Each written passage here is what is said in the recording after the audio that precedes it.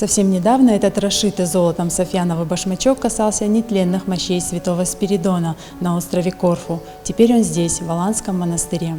По преданию, святитель Спиридон был пастухом. Все свои средства он отдавал на нужды бедных и странников. В награду за добрые дела Господь наделил Спиридона способностью творить чудеса. Святитель еще известен как покровитель детей. Родители возводят к нему молитвы о благополучии и здоровье. Святой Башмачок прибыл в женский Богоявленский монастырь в день схода сели в Грузии. Монахи не считают, что природная катастрофа обошла стороной Остинскую землю благодаря высшей силе Спиридона. Пришел этот башмачок в день, когда сошел сель. И были перекрыты мосты, дороги.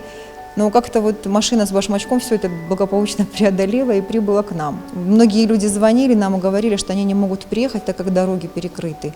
А те, кто смог приехать, собрались в храме и читали мы, во главе с батюшкой, читали акафист святителю Спиридону.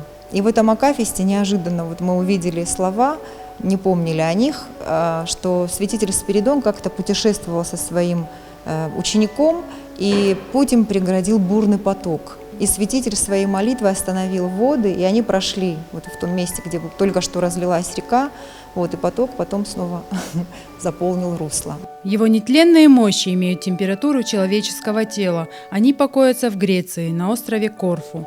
Существует поверье, что дух Спиридона до сих пор странствует по миру и помогает нуждающимся.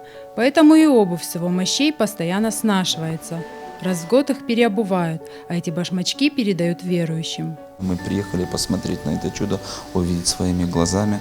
Мы знаем, что в год меняют ему раз эти башмачки, и они истаптываются за этот год. Очень интересно. Много слышали про этого святого. Для верующих христиан появление в Северной Осетии святыни – особая радость. Православные верят, что святой покровитель Спиридон будет оберегать родную землю от зла и бед. Рая Дзантьева, Валерий Гадзиев, Осетия ТВ.